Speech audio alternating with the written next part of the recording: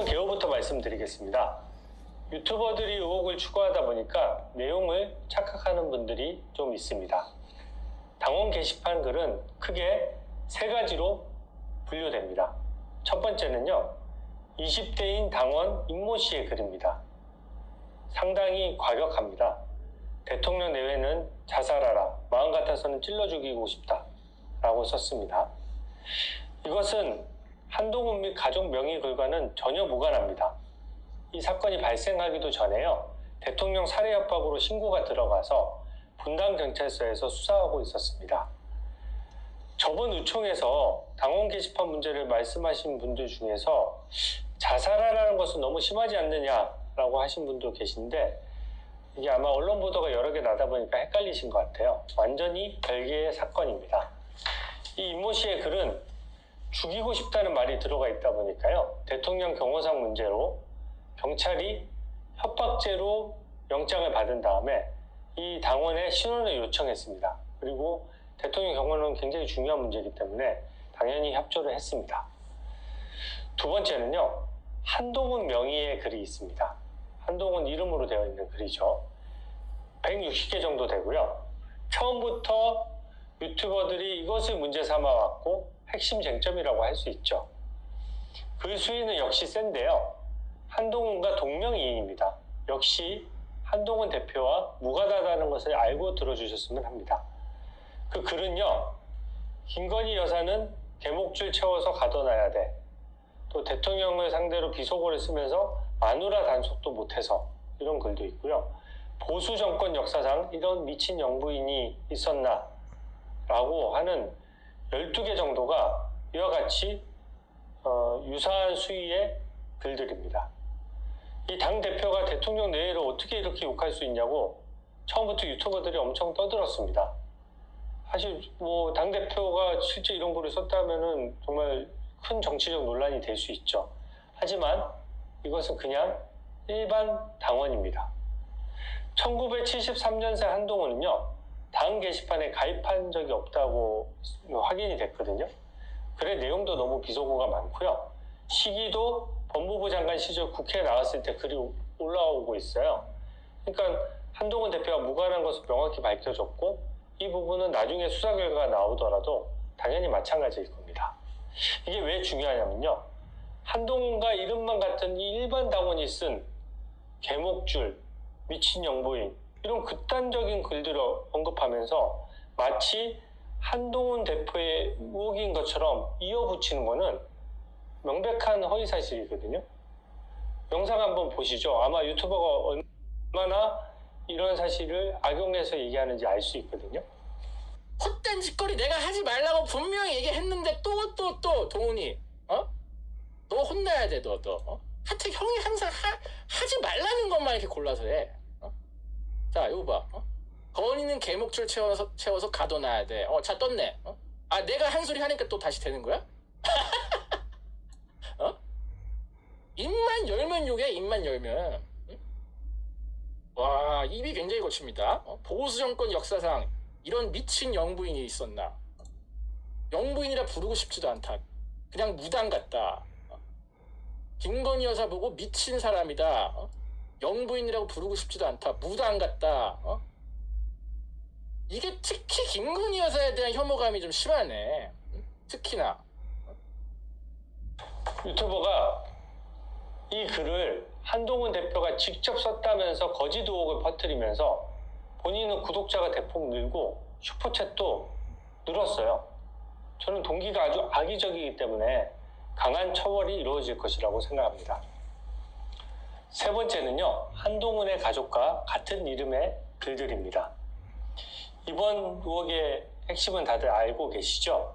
한동훈과 그 가족이 대통령에 대한 반감으로 극단적인 욕설과 비속어, 폐륜적인 언어를 썼으니까 정치적인 책임을 져야 되는 거 아니냐, 이런 지금 의혹을 제기하고 있는 것이죠. 근데 제가 지적하는 부분은 처음 이 의혹을 제기할 때는 한동훈 명의의 그 글을 가지고 시작을 했는데, 이제는 그 글이 한동훈과 대표와 전혀 무관한 제3의 인물이라는 게 밝혀졌잖아요. 그 점을 고려해야 된다는 것입니다. 결국 저는 문제되는 글에서 한동훈과 동명이인인 이 당원의 글은 제외해야 한다고 생각합니다. 지금 문제 제기를 하는 쪽은 1060개라고 하면서 한동훈 이름까지 계속 묶어서 얘기를 하거든요. 근데 한동훈은 동명이인이니까 이 160개를 제외하고 얘기를 해야죠. 결국 한동훈 가족 명의의 글은 900여 개입니다. 근데 당원 게시판 글은 전체적으로 53만 개 정도에 이르고요. 하루 평균 1000개에서 3000개 정도 글이 쓰이거든요. 그렇게 봤을 때 한동훈 가족 명의 글은 하루에 2건 정도 올라가는 거예요, 평균적으로. 근데 지금 비교적 활성화가 덜 된 당원 게시판에 1000개에서 3000개 정도 글 중에서 하루에 한 2개 정도 글을 올렸다라고 해서 여론을 조작했다, 이런 주장은 좀 무리라는 생각이 듭니다. 지금 말씀하시는 분들이 너무 쉽게 여론을 조작했다, 혹은 패륜적인 발언을 했다, 이런 말씀을 하시는데 이게 팩트 체크가 정확히 필요한 부분이거든요. 이 900건의 글 중에서 제가 쭉 다 봤더니 사설과 신문기사 링크를 그대로 올린 것이 250개고요. 단순 칭찬과 격려가 200여 건입니다. 나머지 절반가량인 471건이 정치적 견해를 밝힌 것이거든요. 욕설은 없고요. 패륜적 언어로 볼만한 글도 제가 봤을 때는 없습니다. 이 글들은 커뮤니티 게시판에 다 공개되어 있어요.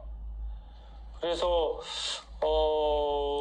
대표적으로 언론에 보도된 내용인데, 아마 어떤 의원님이 이제 한동훈 가족 명의 글에서도 좀 문제 글이 있다고 지적을 하신 것 같아요. 근데 그 글을 보면은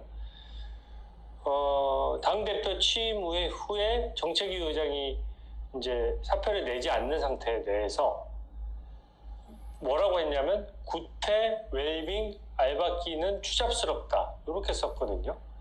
근데 이게 물론 불편하신 글일 수가 있는데, 국민의힘은 웰빙 정당이냐, 구태 정치하지 마라, 추잡스럽다, 이런 것들은 다 언론 기사나 칼럼에도 언급되는 수준이거든요. 그러니까 당이 당원 게시판을 익명으로 운영했을 때 당원에게 이 정도 글을 못 올리게 하기는 좀 쉽지 않을 것 같습니다. 그래서 이런 정도의 구태, 웰빙, 알박기, 추잡스럽다는 표현 정도의 글이 비교적 센 수위의 글이라면은 저는 이게 객관적으로 뭐가 문제인지 정확히 잘 모르겠고요. 이 중요한 시기에 다른 일 제쳐두고 이 문제를 파고들어야 하는지는 더더욱 모르겠습니다. 그러니까 결국에는 현재 의혹이 제기된 글 중에서 널리 알려진 계목줄, 자살해라 이런 것들은 한동훈과 무관한 것이 이미 밝혀졌는데, 그 글을 빼고 나면 객관적으로 문제되는 글이 무엇이냐는 것이죠. 당무감사에서 당원 신원을 밝히라고 하는 부분에 대해서도 제가 조금 설명드릴게요. 저는 2가지 생각이 듭니다. 이게 자꾸 입에 올릴 수 없는 글, 패륜적인 글이라는 표현을 하면서 해명하고 감사가 필요하다는 주장을 하시는 분들이 있습니다. 근데 저는 제가 봤을 때는 유튜버가 처음에 제기했던 계목줄 같은 극단적인 글을 말씀하시는 것 같거든요. 근데 그거는 아시다시피 그 시간이 흐르는 사이에 한동훈 대표가 무관한 게 밝혀진 상황이에요. 그렇다면 그게 누구 명의의 무슨 글을 얘기하는지 저는 궁금합니다. 이게 지금 다른 당원이 아니라 만약에 가족 명의의 글이 문제가 된다 그러면 가족 중에 누구 명의의 글이냐, 이게 좀 나와야 되거든요. 예를 들어 진은정, 진영구 명의의 글은 100% 신문 사설과 기사거든요. 그러면 다른 가족들 명의 중에서도 이 가족 명의의 글은 한동훈 대표의 가족이 쓴 것으로 보여지는데 이 글이 이래서 문제 아니야? 라는 정도는 나와줘야 되거든요. 근데 지금 다 섞어서 얘기를 하는 거예요. 이미 한동훈 대표가 전혀 무관한 글과 이 가족으로 보이는 동명이인인 글들이 게시판에 올라와 있다는 것과 2개를 섞어서 얘기하는 것이어서 이거를 좀 과연 무슨 글을 문제 삼는지가 좀 특정이 돼야 될 것 같고요. 저는 그것보다 더 중요한 거는 우리가 당원으로부터 그 개인 신상 정보를 받았잖아요. 주민등록번호라든지 이런 것들을요. 근데 받을 때 뭐라고 하고 받았냐면 약간에요. 선거권, 피선거권, 당에 참여할 수 있는 권리 등 당원의 권리 제공을 위해서 이 신상을 쓰겠다, 개인정보를 처리하겠다. 이렇게 명시하고 받았습니다. 이거는 개인정보보호법상 취급 동의라고 하는 것인데요.